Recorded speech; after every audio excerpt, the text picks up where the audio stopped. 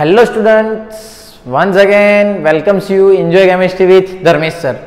આજે ફરીથી આપણે એક ધોરણ 11 નું નવું ચેપ્ટર લઈને તમારી સમક્ષ રજૂ થયા છીએ, જેની અંદર ઇનઓર્ગેનિક નું ચેપ્ટર છે, ચેપ્ટર નંબર 10 એસ વિભાગના તત્વો. હવે ચેપ્ટર નંબર 3 ની અંદર તમે શીખ્યા હતા કે આધુનિક આવર્ત કોષ્ટકનું વર્ગીકરણ 4 વિભાગમાં કરવામાં આવ્યું છે, એસ, પી, ડી અને એફ. જેની અંદર એસ વિભાગ કે જેમાં પહેલો અને બીજો સમૂહ આવેલો છે તેના વિશે આપણે ડિટેલમાં સમજવાનું છે અને તૈયાર કરવાનું છે. તો સૌપ્રથમ વિચારીએ કે એસ વિભાગના તત્વોની બેઝિક માહિતી. તો વિદ્યાર્થીઓ સ્ટાર્ટ કરીએ ચેપ્ટર નંબર 10 એસ વિભાગના તત્વો. તો આધુનિક આવર્ત કોષ્ટકમાં રહેલા સમૂહ 1 અને સમૂહ 2 ના નામ, સંજ્ઞા અને તેના ગુણધર્મોમાં કઈ રીતે ફેરફાર થાય છે તેના વિશે આપણે ચર્ચા ફર્સ્ટ કરીશું. તો સૌપ્રથમ બાળકો વિચારો, તો એની અંદર આધુનિક આવર્ત કોષ્ટકનું આપણે વર્ગીકરણ શીખ્યું, 4 પ્રકારે થાય છે, એસ, પી, ડી અને એફ. જે તત્વનો છેલ્લો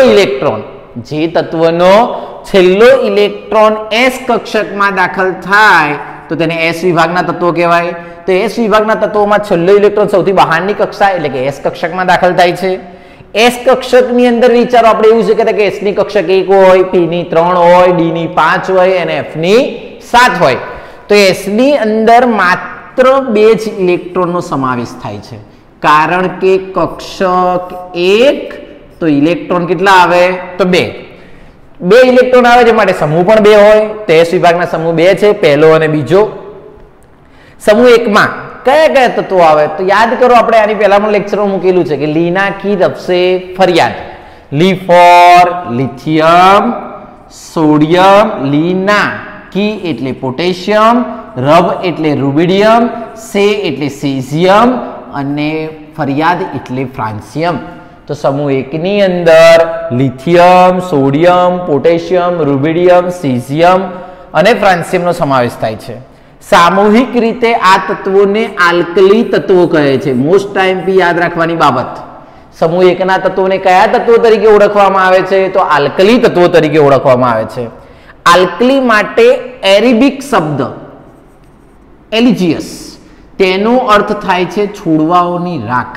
પ્રશ્ન થાય કે આલ્કલી શબ્દ ક્યાંથી આવ્યો તો એલિજિયસ, જેનું મિનિંગ થાય છે છોડવાઓની રાખ, કારણ કે વનસ્પતિના છોડવાઓની રાખમાંથી સોડિયમ અને પોટેશિયમ મળતા કાર્બોનિક ક્ષાર વધુ પ્રમાણમાં મળે છે, માટે તમે એવું કહી શકો છો કે સમૂહ 1 ના તત્વોને કયા તત્વો તરીકે ઓળખવામાં આવે છે તો આલ્કલી તત્વો. તો એમસીક્યુ તરીકે પૂછાતો બીજો તત્વ આલ્કલી તત્વો કેમ કહેવામાં આવે છે તો તેનો મિનિંગ થાય છોડવાઓની રાખ. આલ્કલી તત્વો પાણી સાથે પ્રક્રિયા કરી હાઇડ્રોક્સાઇડ બનાવે છે. આલ્કલી તત્વો હોય એની પાણી સાથે પ્રક્રિયા કરાવવામાં આવે તો હાઇડ્રોક્સાઇડ બનાવે. સમૂહ 2 ના તત્વો કયા કયા છે તો બેટા માગે કાર સ્કૂટર બાપરોએ, એટલે બેટા એટલે બેરિલિયમ, માગે એટલે મેગ્નેશિયમ, કાર એટલે કેલ્શિયમ, સ્કૂટર અથવા સ્કોર્પિયો એટલે સ્ટોનેશિયમ, બાપ એટલે બેરિયમ અને રોએ એટલે રેડિયમનો સમાવેશ થાય છે. તો સમૂહ 1 ના તત્વોમાં જેમ સોડિયમ, પોટેશિયમ એટલે કે lithium, sodium, potassium, rubidium, caesium અને ફ્રાન્સિયમનો સમાવેશ થાય, તે જ રીતે સમૂહ 2 ની અંદર બેરિલિયમ, મેગ્નેશિયમ, કેલ્શિયમ, સ્ટોનેશિયમ, બેરિયમ અને રેડિયમનો સમાવેશ થાય છે. બેરિયમને બાદ કરતા આ તત્વોને એટલે કે બેરિલિયમને ગણવામાં આવતું નથી. એમસીક્યુમાં પૂછાય કે કયા સમૂહ 2 ના કયા તત્વને આલ્કલાઇન અર્ધધાતુ નથી કહેતા તો બેરિલિયમ. બાકીના બધા તત્વોને આલ્કલાઇન અર્ધધાતુઓ તરીકે ઓળખવામાં આવે છે. તો સમૂહ 2 ના તત્વોની અંદર બેરિલિયમને છોડીને બાકી બધા કોને કહેવાય તો આલ્કલાઇન અર્ધધાતુઓ. આલ્કલાઇન અર્ધધાતુના તત્વો ઓક્સાઇડ અને હાઇડ્રોક્સાઇડ સ્વભાવે કેવા હોય છે તો બેઝિક હોય છે, અને આ ધાતુના ઓક્સાઇડ પૃથ્વીના પોપડામાંથી મળી આવે છે. તો આ હતી એની બેઝિક માહિતી. તો ફરીથી એકવાર વિદ્યાર્થી મિત્રો યાદ રાખો કે આધુનિક આવર્ત કોષ્ટકનું વર્ગીકરણ 4 વિભાગમાં થયું છે, એસ, પી, ડી અને એફ. એસ વિભાગની અંદર વિચારવામાં આવે તો એની કક્ષક 1 છે, ઇલેક્ટ્રોન 2 છે, માટે તેમાં 2 સમૂહ આવેલા છે, સમૂહ 1 અને સમૂહ 2. સમૂહ 1 ની અંદર lithium, sodium, potassium, rubidium, caesium અને ફ્રાન્સિયમનો સમાવેશ થાય છે, જેને આલ્કલી તત્વો તરીકે ઓળખવામાં આવે છે, જે એરેબિક શબ્દ પરથી આવેલો છે, જેનો મિનિંગ થાય છે છોડવાઓની રાખ, જે સોડિયમ અને પોટેશિયમના કાર્બોનિક ક્ષાર વધુ પ્રમાણમાં ધરાવે છે. સમૂહ 2 એની અંદર બેરિલિયમ, મેગ્નેશિયમ, કેલ્શિયમ, સ્ટોનેશિયમ, બેરિયમ અને રેડિયમનો સમાવેશ થાય છે. બેરિલિયમને બાદ કરતા આ તત્વોને આલ્કલાઇન અર્ધધાતુઓ તરીકે ઓળખવામાં આવે છે. તે સ્વભાવે કેવા હોય છે તો હંમેશા યાદ રાખવાનું, ધાતુની અંદર હાઇડ્રોક્સાઇડ એટલે કે બેઝિક સ્વભાવ ધરાવે. કયો સ્વભાવ ધરાવે? બેઝિક. તો આ હતી એની બેઝિક માહિતી.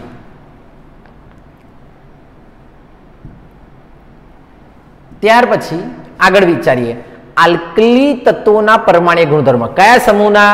તો પહેલા સમૂહના આલ્કલી તત્વો જેને કહેવામાં આવે છે તેના ગુણધર્મોની ચર્ચા કરીએ.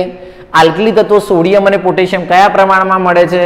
તો વિપુલ પ્રમાણની અંદર જોવા મળે છે. કયા કયા? તો સોડિયમ અને પોટેશિયમ વિપુલ પ્રમાણમાં જોવા મળે. જમીનના બંધારણમાં એટલે જમીનના પોપડામાં સોડિયમ અને પોટેશિયમનું પ્રમાણ આશરે કેટલા ટકા છે? તો 4%. જ્યારે લિથિયમ, રૂબિડિયમ અને સીઝિયમનું પ્રમાણ ખૂબ જ ઓછું હોય છે. એમસીક્યુમાં પૂછાતો મોસ્ટ ટાઈમ પી, ફ્રાન્સિયમ એ રેડિયો સક્રિય પદાર્થ છે અને તેનો અર્ધ આયુષ્ય સમય 21 મિનિટ છે. જેડીબલમાં પૂછાયેલો ક્વેશ્ચન, ફ્રાન્સિયમનો અર્ધ આયુષ્ય સમય જણાવો તો કેટલો થાય? 21 મિનિટ. ત્યાર પછી આલ્કલાઇન અર્ધધાતુમાં કેલ્શિયમ અને મેગ્નેશિયમ વિપુલ પ્રમાણમાં મળી આવે છે. પૃથ્વીના પોપડામાં અનુક્રમે તેનો ક્રમ કયો છે? તો 5મો અને 6ઠ્ઠો. યાદ રાખવાનું, કેલ્શિયમ કયા ક્રમે મળે છે? તો 5મા ક્રમે. મેગ્નેશિયમ કયા ક્રમે મળે છે? તો 6ઠ્ઠા ક્રમે. યાદ રાખજો, અહીંયા મેગ્નેશિયમમાં G નોર્મલ આવશે. તમને પરીક્ષામાં પૂછાય કે સૌથી વધુ પ્રમાણમાં મળતું તત્વ કયું? તો સૌથી વધુ પ્રમાણમાં મળતું પૃથ્વીના પોપડામાંથી ઓક્સિજન. ત્યારબાદ વાત કરો તો સિલિકોન. સિલિકોન પછી વાત કરો તો આવશે સૌથી વધુ પ્રમાણમાં ઓક્સિજન, જે 46%ની એપ્રોક્સ હોય છે. પછી સિલિકોન, ત્યાર પછી આવે એલ્યુમિનિયમ, ત્યાર પછી આવે આયન, અને આયન પછી આવે કેલ્શિયમ, અને પછી આવે મેગ્નેશિયમ. તો સૌથી વધુ પ્રમાણ મળતું તત્વ ઓક્સિજન, પણ ધાતુ માટે પૂછ્યું હોય તો શું લખો? તો એલ્યુમિનિયમ. બીજા નંબરની ધાતુ કઈ? તો આયન. પણ જો તત્વોમાં પૂછ્યું હોય તો oxygen, silicon, aluminium, iron, calcium અને મેગ્નેશિયમનો સમાવેશ થાય છે. પણ ચેપ્ટર નંબર 10 માટે યાદ રાખતા હોય ત્યારે તમારે યાદ આવું રાખવાનું કે આલ્કલાઇન અર્ધધાતુમાં કેલ્શિયમ અને મેગ્નેશિયમ વિપુલ પ્રમાણમાં મળે છે. તેનો ક્રમ કયો છે? તો 5મો અને 6ઠ્ઠો. બેરિલિયમ એ વિરલ શબ્દ એટલે કે વિરલ તત્વ. આ વિરલ તત્વ એટલે શું? તો રેર, બહુ જ ઓછા પ્રમાણમાં મળતું તત્વ હોય તેને વિરલ તત્વ કહેવાય. પછી રેડિયમ એ સૌથી વિરલ છે એટલે કે અતિ અલ્પ પ્રમાણમાં મળે છે.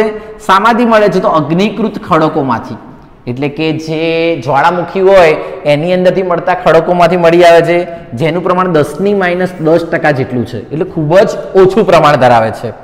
સમૂહ 1ના તત્વોની બાહ્યતમ કક્ષાની ઇલેક્ટ્રોન રચના NS1 છે, જે હમણાં આપણે ઇલેક્ટ્રોન રચના સાબિત કરીશું, એની અંદર જોઈશું.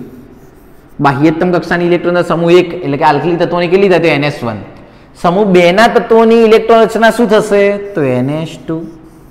કે સમૂહ 1ની બાહ્યતમ કક્ષામાં એક જ ઇલેક્ટ્રોન હોય એટલે NS1 કહેવાય. સમૂહ 2ની બાહ્યતમ કક્ષામાં 2 ઇલેક્ટ્રોન હોય તો તેની સામાન્ય ઇલેક્ટ્રોન NS2 થાય.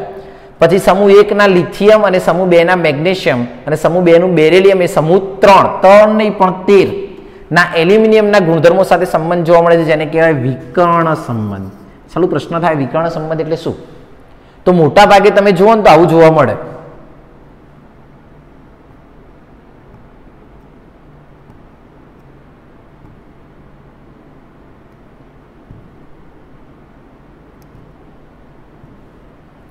કે કોઈ પણ સમૂહના ચેપ્ટર નંબર 3 ની અંદર તમે એવું શીખ્યા છો, કોઈ પણ સમૂહનું તત્વો છે ને એ એક જ સમૂહમાં આવેલા તત્વોના ગુણધર્મો સમાન હોય.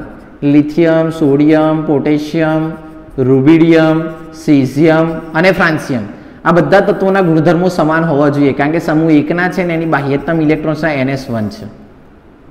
પછી સમૂહ 2ની અંદર વિચારીએ તો બેરિલિયમ, મેગ્નેશિયમ, કેલ્શિયમ, સ્ટોનેશિયમ, બેરિયમ અને રેડિયમ, એની ઇલેક્ટ્રોન્સના NS2 થાય. તો હવે આ તત્વોના ઇલેક્ટ્રોન એટલે કે આ સમૂહ 1 કીધો, આ સમૂહ 2 કીધા, તેની અંદર વિચારો તો સમૂહ 1ના તત્વોમાં વિચારો તો એની બાહ્યતમ કક્ષાની ઇલેક્ટ્રોન્સના વિચારીએ NS1, સમૂહ 2ના તત્વોની વિચારીએ NS2. તો એક જ સમૂહમાં આવેલા બધા તત્વોની ઇલેક્ટ્રોન્સ સમાન હોવી જોઈએ, પરંતુ લિથિયમ એ એના સમૂહના તત્વો સાથે તો સામ્યતા અમુક બાબતમાં ધરાવતો હતો જ, પણ તેના બાજુના નીચેવાળા તત્વ સાથે પણ સામ્યતા ધરાવે છે, જેને આપણે વિકર્ણ સંબંધ કહીએ છીએ. કોઈપણ સમૂહનું પહેલું તત્વ તે તેના પાડોશી સમૂહના બીજા તત્વ સાથે ગુણધર્મોમાં કેટલીક બાબતોમાં સામ્યતા ધરાવે છે અને આ સામ્યતા ધરાવતા ગુણધર્મોને શું કહેવાશે? તો વિકર્ણ સંબંધ તરીકે ઓળખવામાં આવે છે. તો લિથિયમનો વિકર્ણ સંબંધ કોના જોડે જોવા મળે? તો મેગ્નેશિયમ. આ જ રીતે બેરિલિયમ નો સમૂહ નંબર 13 બાલ ગાંધી ઇન્ડિયન થેલી એટલે બોરોન, એલ્યુમિનિયમ, ગેલિયમ, ઇન્ડિયમ અને થેલિયમ. તો બેરિલિયમનો વિકર્ણ સંબંધ કોની જોડે જોવા મળે છે? તો એલ્યુમિનિયમ સાથે. લિથિયમનો વિકર્ણ સંબંધ કોની જોડે જોવા મળે છે? તો મેગ્નેશિયમ સાથે જોવા મળે છે. આમ તમે વિદ્યાર્થી કહી શકો છો કે સમૂહ 1 નો લિથિયમ એ મેગ્નેશિયમ સાથે કેટલીક બાબતોમાં સરખુંપણું જણાવે છે અને સમૂહ 2 નો બેરિલિયમ એ સમૂહ 13 ના એલ્યુમિનિયમ સાથે કેટલીક બાબતોમાં સરખાપણું જોવા મળે છે. અને આ સંબંધને કયા સંબંધ તરીકે ઓળખવામાં આવે છે? તો વિકર્ણ સંબંધ. ત્યાર પછી બાળકો વિચારીએ આગળ કે સમૂહ 1 ના તત્વોની બાહ્યતમ કક્ષાની ઇલેક્ટ્રોન સંખ્યા જોઈ લીધી. હવે એક સંયોજકતા ધરાવતા કયા કયા? તો સોડિયમ અને પોટેશિયમ તથા દ્વિસંયોજકતા ધરાવતા મેગ્નેશિયમ અને કેલ્શિયમ જૈવિક દ્રવ્યોમાં ખૂબ જ પ્રમાણ જોવા મળે છે. જૈવિક દ્રવ્યો એટલે સજીવોમાં જોવા મળે અને એનું મહત્વ શું છે એ ચેપ્ટરમાં આપણે આગળ ભણીશું. ત્યાર પછી વાત કરીએ કે આ એનો અગત્યના જૈવિક કાર્યો જેવા કે આયન, સમતોલનની જાળવણી, જ્ઞાન તંતુઓનું વલણ અને વહન વગેરેની અંદર મહત્વનો ભાગ ભજવે છે. તો દરેક બાબત તમે એવું કહી શકો છો કે તેના સામાન્ય ગુણધર્મો અથવા પરમાણ્વીય ગુણધર્મો કયા હતા એની ચર્ચા આપણે કરી, જે ક્વેશ્ચન નંબર 2 હતો. તો ફરીથી બાળકો યાદ આવું રાખીશું કે આલ્કલી તત્વો વિપુલ પ્રમાણમાં મળે. કયા કયા? તો સોડિયમ અને પોટેશિયમ આશરે 4%. લિથિયમ અને રુબિડિયમનું પ્રમાણ ઓછું, જ્યારે ફ્રાન્સિયમ એ રેડિયો સક્રિય તત્વ છે જેનો કેટલો છે? અડધા આયુષ્ય સમય તો 21 મિનિટ. કેલ્શિયમ અને મેગ્નેશિયમ વિપુલ પ્રમાણમાં પૃથ્વીના પ્રમાણમાં મળતા 5મા અને 6ઠા ક્રમના. બેરિલિયમ એ બેરિલિયમ એ વિરલ તત્વ છે, રેડિયો સક્રિય સૌથી વિરલ છે. તેનું અગ્નિકૃત ખડકોમાં પ્રમાણ કેટલું છે? તો 10⁻10 જેટલું. પછી સમૂહ 1 ના તત્વોની અંદર બાહ્યતમ કક્ષાની ઇલેક્ટ્રોન શું હશે? NS1. સમૂહ 2 ના તત્વોની કેટલી આવશે? તો NH2. પછી વિચારીએ સમૂહ 1 માં લિથિયમ અને સોડિયમ એની અંદર વિચાર તો લિથિયમ એ મેગ્નેશિયમ સાથે અને બેરિલિયમ એ એલ્યુમિનિયમ સાથે શું કરે છે? તો વિકર્ણ સંબંધ ધરાવે છે અને પછી તેને સમજાવી શકાય. ત્યાર પછી વાત કરીએ બાળકો આટલી તત્વો ધાતુઓમાં શા માટે કુદરતમાં મુક્ત સ્વરૂપે મળી આવતા નથી? સોડિયમ કે પોટેશિયમ ક્યારેય મુક્ત સ્વરૂપે ના જોવા મળે, કોકના જોડે સંયોજાયેલા હોય. તો એની અંદર તમે વિચારીએ તો આલ્કલી ધાતુઓ તેમની બાહ્યતમ કક્ષામાં 1 ઇલેક્ટ્રોન NS1 ધરાવે છે. આ તત્વોની નીચી આયનીકરણ એન્થાલ્પીને કારણે, હવે આયનીકરણ એન્થાલ્પી એટલે શું બાળકો? તો તમે એવું શીખેલા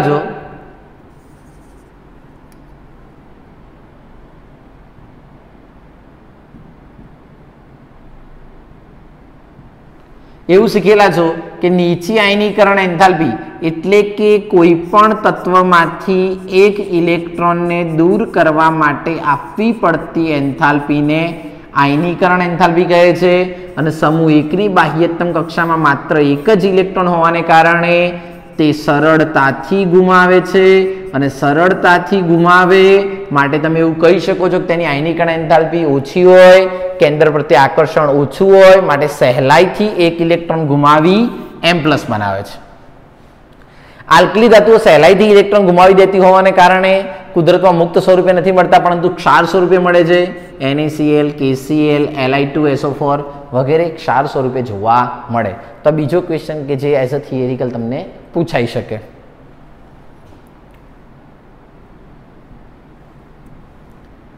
ત્યાર પછી વાત કરીએ સમૂહ 1 ના તત્વોના નામ, સંગ્રહ અને ઇલેક્ટ્રોનીય રચના. આ પહેલા તમે ચેપ્ટર નંબર 3 માં શીખેલા. જો ફરીથી એકવાર વાત કરીએ તો સૌથી પહેલી વસ્તુ વિચારીએ તો લિથિયમનો પરમાણુ ક્રમાંક કેટલો છે? 3. યાદ કરો આપણે એવું સ્ટેટમેન્ટ વાપરેલું છે કે કોઈ પણ સમૂહની પરમાણ્વીય ક્રમાંક એ તેમાં રહેલા તટસ્થ પરમાણુ માટે ઇલેક્ટ્રોનને બરાબર જ જોવા મળે. તો પરમાણુ ક્રમાંક 3 છે, ઇલેક્ટ્રોન રચના થાય 1s2, પહેલી કક્ષામાં 2, બીજી કક્ષામાં 1 એટલે 2s1, જેને હિલિયમ કમ્પ્લીટ 2s1 પણ કહેવાય. ત્યાર પછી વિચારીએ સોડિયમની અંદર વિચારીએ તો કેટલો પરમાણુ ક્રમાંક? તો 11, માટે 1s2 પહેલા 1s2 માં જાય, ત્યારબાદ 2s2, 2p6, 3s1 જેને નિયોન કમ્પ્લીટ 3s1 પણ કહેવામાં આવે છે. તો 11 ઇલેક્ટ્રોન ભરાઈ ગયા. ત્યારબાદ પોટેશિયમ, તો પહેલી કક્ષામાં 1s2, 2s2, 2p6, 3s2, 3p6, 4s1 જેને આર્ગોન કમ્પ્લીટ 4s1 તરીકે પણ ઓળખવામાં આવે છે. ત્યાર પછી વાત કરીએ રૂબિડિયમ. આપણને ખબર છે કે એનો પરમાણુ ક્રમાંક કેવી રીતે યાદ રાખવાનો? તો પહેલાનો 3, 3 ની અંદર કેટલા ઉમેરવાના? 8, તો 11, ફરીથી 8 ઉમેરો એટલે 19, પછી 18 ઉમેરો તો 37, પછી 18 ઉમેરો તો 55, અને 32 ઉમેરો ત્યારે 87 પરમાણુ ક્રમાંક આવે છે. એટલે ક્યાંય ગોખવાનું નહીં આવે. પહેલા યાદ રાખવાનું લીનાકી રબ સે ફરિયાદ માટે લી એટલે લિથિયમ, પરમાણુ ક્રમાંક 3, 3 માં 8 ઉમેરી એટલે કેટલા આવે? 11, તો સોડિયમ ના 11, પોટેશિયમ ની અંદર ફરીથી 8 ઉમેરો તો 19, ફરીથી 18 ઉમેરો તો રૂબિડિયમ ના 37, પછી 18 ઉમેરો તો સીઝિયમ ના 55, પછી 32 ઉમેરો તો ફ્રાન્સિયમ ના 87. ઇલેક્ટ્રોન ઉમેર્યા બાદ પછી એની બાહ્યતમ કક્ષાની ઇલેક્ટ્રોન રચના જોઈ લેવાની. તો helium complete 2s1, neon complete 3s1, argon complete 4s1. 18 ઉમેરાય ને ત્યારે ડી કક્ષક ઉમેરાય. તો 1s2, 2s2, 2p6, 3s2, 3p6, અને પછી આવે 3d10, 4s2, 4p1, 5s1. આ ઇલેક્ટ્રોન કઈ રીતે ભરેલા છે? તો યાદ કરો, આપણે શીખ્યા હતા 1s, 2s, 2p, 3s, 3p, 3d. તો અહીંયાથી પહેલા ઇલેક્ટ્રોન 1s માં જાય, ત્યારબાદ 2s માં જાય, પછી 2p, 3s, 3p, પછી 4s માં જાય, અને પછી 3d માં જાય. આ જે ચેપ્ટર નંબર 2 અવબાઉનો નિયમ શીખ્યા હતા તેને આધારે જ ઇલેક્ટ્રોનને ગોઠવવાના છે. પછી વિચારીએ તો ફરીથી 18 ઉમેરો એટલે બીજી એક ડી કક્ષક ઉમેરાશે, જેને તમે ઝેનોન કમ્પ્લીટ 6s1 પણ કહી શકો છો. અને અહીંયા 32 ઇલેક્ટ્રોન જ્યાં ઉમેરાતા હોય ને, સીઝિયમનો પરમાણુ ક્રમાંક કેટલો છે? તો 55, તો એની અંદર લખાય ઝેનોન કમ્પ્લીટ 6s1, અને ત્યારબાદ ફ્રાન્સિયમ તો રેડોન કમ્પ્લીટ 7s1. એટલે તમે કહી શકો છો કે બાહ્યતમ કક્ષાની ઇલેક્ટ્રોન રચના આવે ns1, જ્યાં n નું મૂલ્ય 2 થી લઈ અને 7 સુધી બદલાય છે. Helium complete 2s1, neon complete 3s1, argon complete 4s1, krypton complete અહીંયા આવશે 5s1. ત્યારબાદ વાત કરીએ ઝેનોન કમ્પ્લીટ 6s1, અને ત્યારબાદ આવશે રેડોન કમ્પ્લીટ 7s1 તરીકે દર્શાવી શકાય. હંમેશા યાદ રાખવાનું હિલિયમ પછી બીજા નંબરની કક્ષા આવે, નિયોન પછી ત્રીજા નંબરની કક્ષા આવે, આર્ગોન પછી ચોથા નંબરની આવે, ક્રિપ્ટોન પછી 5મા નંબરની આવે, ઝેનોન પછી 6ઠ્ઠા અને રેડોન પછી 7માની. તો આ રીતે તમે એની ઇલેક્ટ્રોન રચના શીખી શકો છો અથવા એને સમજાવી શકો છો. તો બાળકો આપણે એસ વિભાગના તત્વોની બેઝિક માહિતી મેળવી અને જેના વિશે આપણે આગળ ચર્ચા કરીશું. તો પહેલાં આપણે સમજાયું કે એસ વિભાગમાં કેટલા સમૂહ હોય છે, સમૂહમાં કયા કયા તત્વો હોય છે, તેનું પૃથ્વીના પેટાળમાંથી મળવાનો ક્રમ શું છે, રેડિયો સક્રિય પદાર્થ છે કે નહીં, અને તેના ગુણધર્મોમાં શું ફેરફાર જોવા મળે છે. નેક્સ્ટ લેક્ચરની અંદર હજુ આપણે માહિતી મેળવીશું, પણ આ લેક્ચરની અંદર મોસ્ટ ટાઈમ એની ઇલેક્ટ્રોન રચના તૈયાર કરો અને બાકીની દરેક બાબત માત્ર MCQ માટે તૈયાર કરો.